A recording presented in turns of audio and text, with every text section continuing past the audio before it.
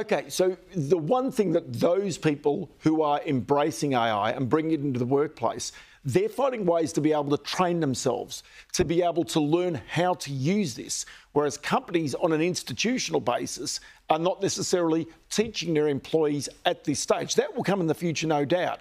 So how are those employees training themselves and teaching themselves to actually incorporate AI into the workplace? Yeah, it's really interesting to see from the data that it spans kind of cross age groups in the workforce. It's not just the younger people, it's all generations at work, kind of experimenting and upskilling with AI. And interestingly, some of the LinkedIn data shows us that an increase of 142% of LinkedIn members are now posting AI skills and AI-related learning to their profiles. So they are taking it upon themselves to upskill. And I think employers, in some cases, are bringing skilling into the workforce here. But interestingly, this data shows us that, in fact, only close to 40% of employers are investing in this space. So those of us that go to work every day are upskilling ourselves. So does that sense that maybe chief executives who may be a little older, or boards who also might be a little older or a little more conservative, perhaps haven't just embraced this change as quickly as they ought to have, or indeed have not understood it, or are perhaps even trying to assess the potential risks of what happens if we open up to this artificial intelligence? I don't see it as age-related, but more as business leaders looking for that return on investment when they think about implementing AI across their workforce. And what we're seeing is a slight disconnect where employees are hungry for it and going after it themselves, whilst business leaders are busy focusing on kind of organisational-wide impact. And rightly so, that's an important measure to think about.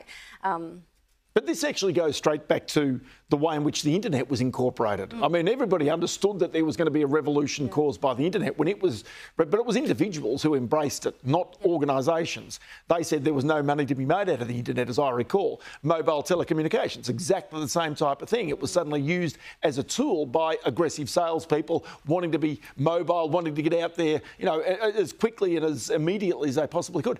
It's got some similarities in the way in which other technology has previously been rolled out. There's a cultural imperative for organisations here to really embrace. Organisations that are change ready and supportive of their workforce being experimental in this space are those that are clearly going to get ahead. Those that are focusing on skilling by role, by function of AI for their workforce, they are absolutely the ones that are going to get ahead. And yet the interesting thing is, let's go back to that productivity case.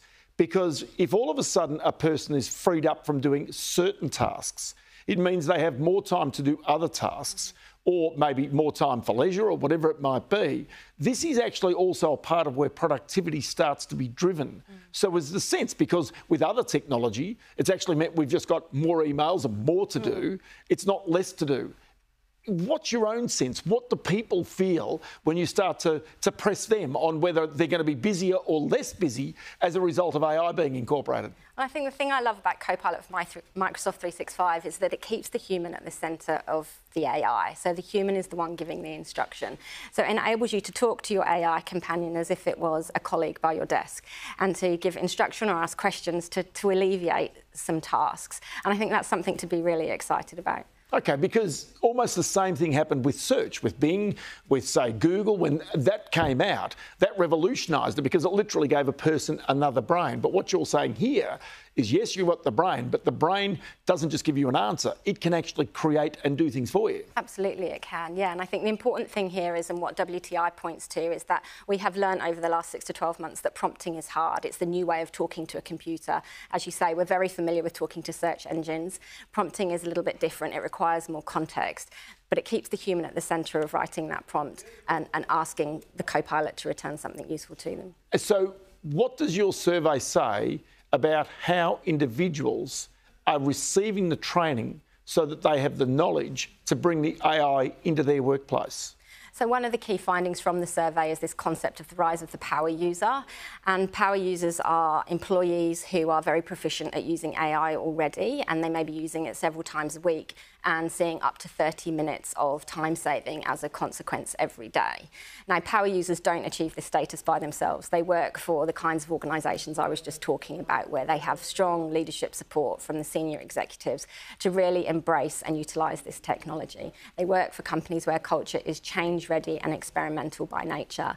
And they work for organisations that are truly invested in skilling because they see the importance of having AI aptitude in their workforce both today and into the future. I'll tell you what, Lucy DeBono, that is a fantastic subject. It's no doubt going to be something we'll come back and talk to you about again in the future. Many thanks for your time today. Thank you.